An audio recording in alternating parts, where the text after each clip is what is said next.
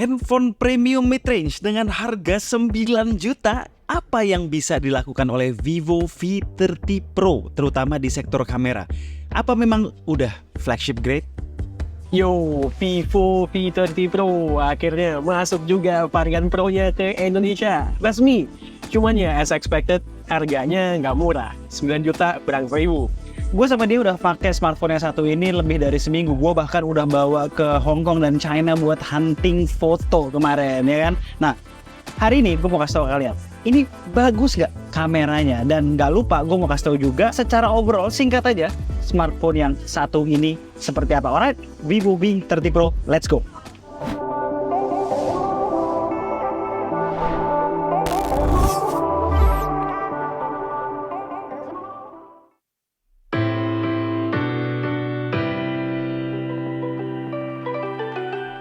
Kita mulai dengan smartphone-nya secara overall dulu ya.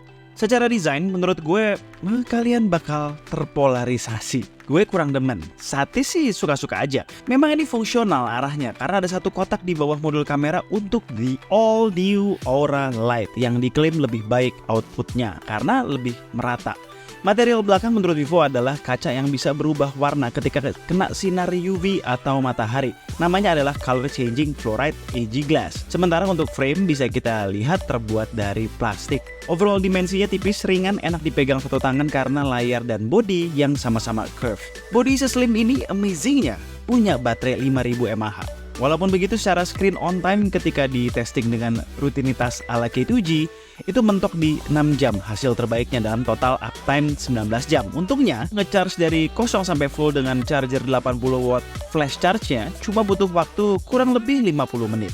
Ya memang gak bisa ya dibandingin soal battery life ini dengan V27 atau V29 tahun lalu yang memang punya SoC mid-range. Ini kan pakai Dimensity 8200 yang notabene udah masuk ke flagship killer SoC. Untuk performanya, well, by benchmark sejalan dengan Dimensity 8200 lainnya yang udah pernah kami coba. Kenceng dan stabil.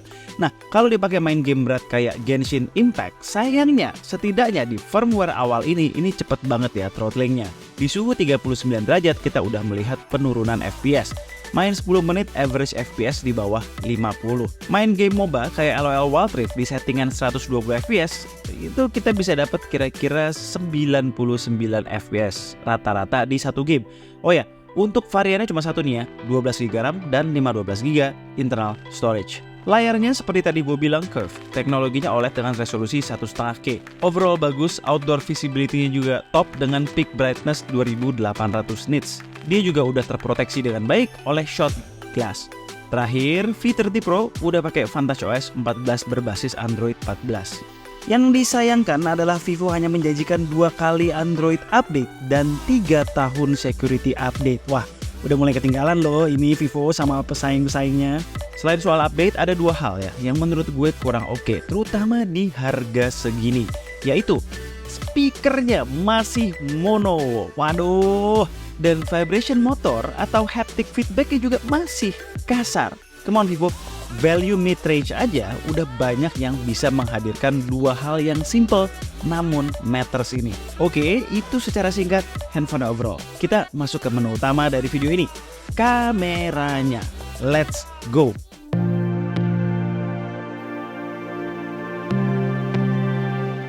By spek kameranya sih seru banget ya. Dia punya 4 kamera, semuanya 50 megapiksel. Main kameranya pakai sensor IMX920, super wide angle alias ultra wide-nya pakai sensor ISOCELL JN1, lalu telephoto 2x-nya pakai IMX816 dan selfie-nya menggunakan 50 megapiksel JN1 juga. Goks. Dan untuk versi yang Pro ini ada kerjasama nih guys dengan Zeiss. Untuk hasilnya, let's go kita lihat. Pertama, gue rasa kalian udah tahu lah ya, handphone Vivo kan akhir-akhir ini punya 3 mode warna yang bisa kita pilih. Ada Vivid, Texture, dan Natural. Dan karena V30 Pro berkolaborasi dengan Zeiss, naturalnya tuh namanya Zeiss Natural. Intinya mode Vivid adalah mode warna khas Vivo yang eye pleasing. Texture itu warnanya lebih kental, ada boosted sharpness, lalu ada vignette di pojok-pojok. Zeiss Natural itu adalah yang less saturated dan lebih mirip dengan kondisi asli. Pada video ini gue akan pakai mode defaultnya aja ya, yaitu Vivid. Penonton setia K2G pasti tahu ya, kita mostly menggunakan foto objek orang untuk ngejudge sebuah kamera smartphone. Karena sejatinya ini adalah kategori yang paling sulit dibikin sempurna di smartphone fotografi. In fact, pas kemarin gue ngobrol sama PIC di Mabes Vivo di China sana, mereka pun mengamini dan revealing mereka punya satu tim khusus yang dedicated buat perfecting foto orang. Tapi oke lah, buat kalian yang memang masih pengen lihat foto non orang, gue kasih nih foto perjalanan gue di Hong Kong dan China kemarin. Simpelnya, foto di berbagai kondisi pencahayaan dengan semua lensa itu bagus. No complaints yang berarti dari gue. Dynamic range-nya bagus, warnanya pas, dan bisa disesuaikan pula dengan 3 mode warna yang tadi gue jelasin. Detail juga top, jarang ya gue mengalami failed shots ketika harus foto non orang. Memang terlihat sekali kamera Vivo V30 Pro ini udah sangat capable menghasilkan foto-foto yang flagship grade. Ini adalah buah dari experience Vivo bertahun-tahun di smartphone fotografi dikombin dengan pengalaman ratusan tahun Zeiss di optics. Tapi foto non orang itu menurut gue mudah lah ya. Yuk kita move on ke real challenge-nya. Foto dengan objek orang. Kita bedah satu persatu lensanya di berbagai kondisi pencahayaan. Let's go!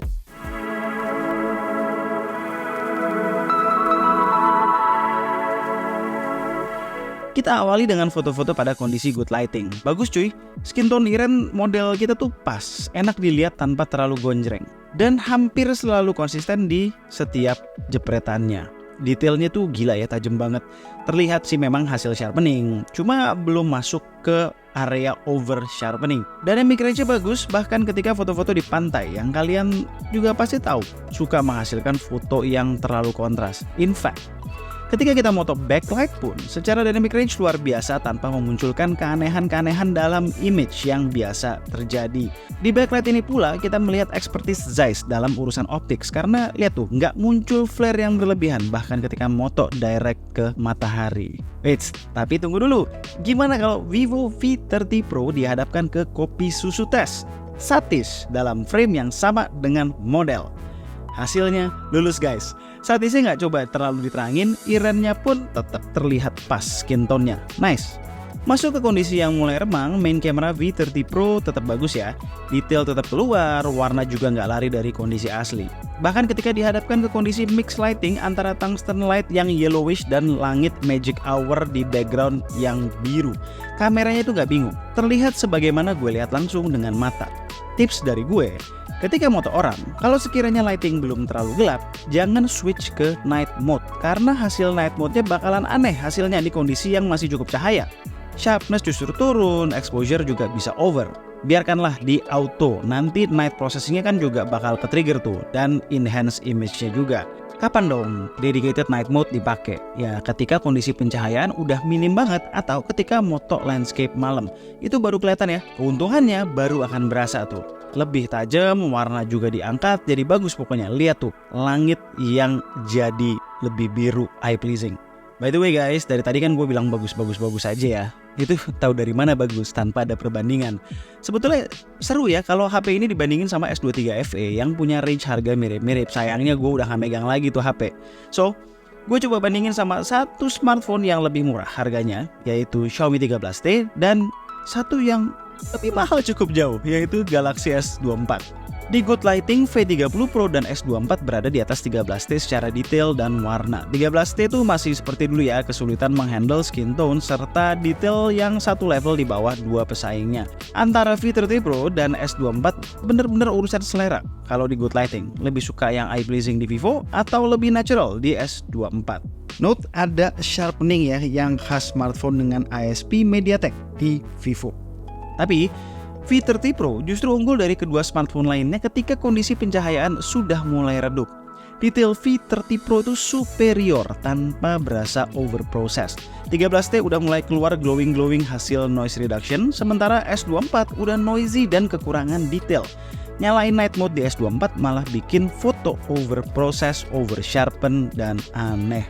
Makin gelap, waduh, makin berasa cuy keunggulan Vivo V30 Pro. Keren.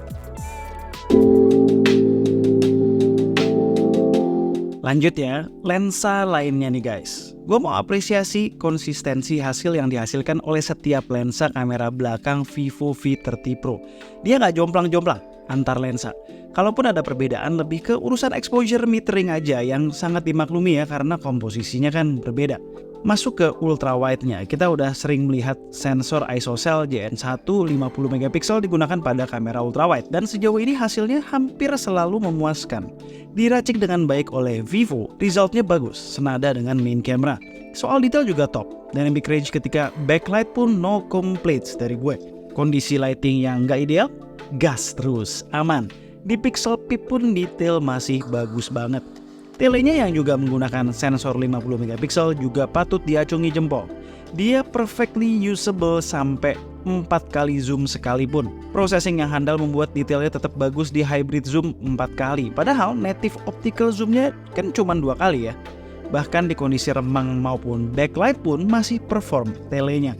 Ini goks ya, considering telenya sebetulnya kan nggak pakai OIS. Bagusnya tele di Vivo V30 Pro berlanjut ke portrait shots-nya. Betul masih belum sempurna soal separasi foreground dan background, terutama kalau objek maupun background-nya kompleks. Ya sama lah ya kayak software bokeh pada umumnya. Namun setidaknya secara depth calculation udah bagus, terlihat natural. Di pencahayaan remang-remang pun masih top portrait mode-nya. Ngomong-ngomong soal portrait mode, seperti pada HP Vivo yang berkolaborasi dengan Zeiss lainnya, ada beberapa mode bokeh nih yang masing-masing punya karakter bokeh yang khas mensimulasikan beberapa lensa Zeiss.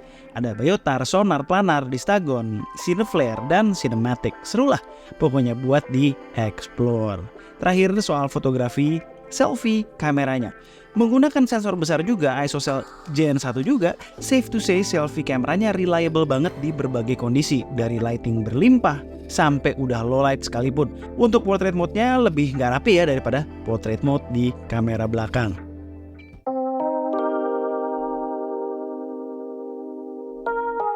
Gimana? Bagus kan urusan fotografinya? Banget lah. Tapi ya memang belum sempurna dan gue berharap masih bisa diperbaiki via software update. Satu hal yang paling mengganggu buat gue adalah ketika moto kulit gue yang sawo mateng begini, itu gue sering experience skin tone yang kemerahan.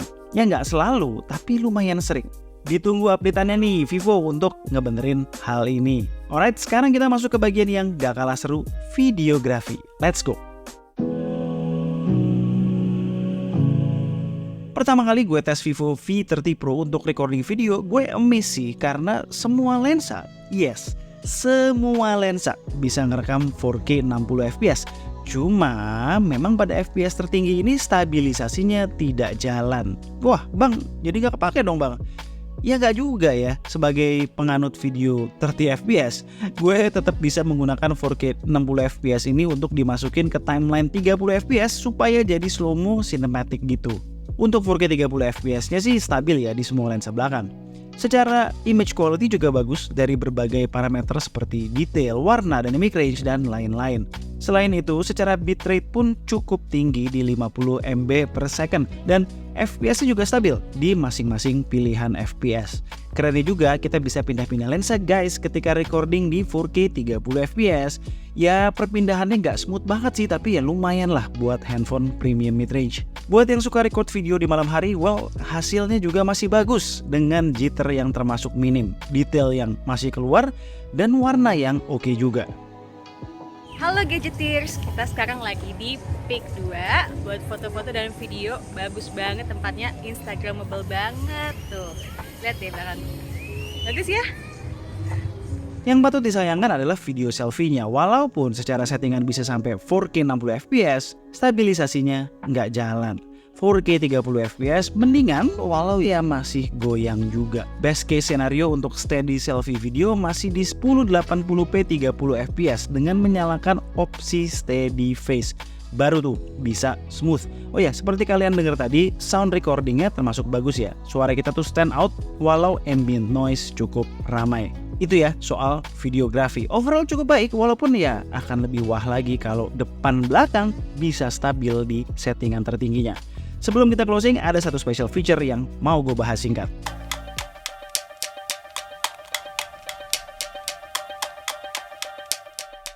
Special feature ini adalah Aura Light, the all new Aura Light. Fungsi Aura Light ini seperti kalian mungkin udah pada tahu adalah untuk memberikan lighting yang merata ke objek ketika moto dalam kondisi gelap. Kalau jepret pakai flash kan cahayanya ngespot gitu ya. Udah gitu secara warna juga jadi ngaco biasanya. Bakal beda temperatur warna tuh antara objek dan sekitarnya.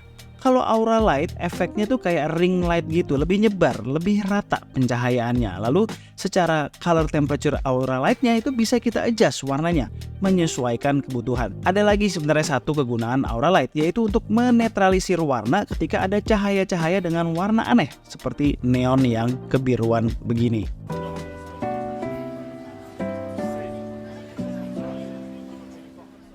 Oke, Vivo V30 Pro. Karena ini adalah kamera review, harus kami akui experience kameranya tentu sesuai sama harganya.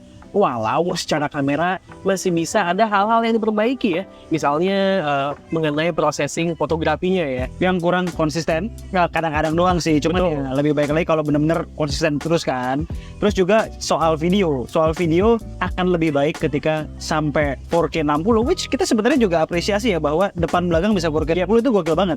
Tapi alangkah lebih baiknya kalau memang di 4K 60 fps itu stabil semuanya. Sebenarnya soal yang inkonsistensi tadi itu cukup wajar ya, karena ini benar-benar masih first firmware. Yaitu gue yakin soal inkonsistensi tadi bisa dibenerin via software update. Lagi-lagi soal kamera, kami berdua suka banget, puas banget sama Vivo V30 Pro. Tapi as a phone, masih ada yang kurang. Komplain kami dari P27, P29, bahkan ini udah naik kelas ya, ke P30 Pro masih eksis. Speakernya masih mono dan juga vibration motornya itu jelek. Alright, sekian aja video dari kami berdua kali ini. Gue Alesa, Gue Satish and this is G2G. tunggu racun-racun kami berikutnya. Bye guys.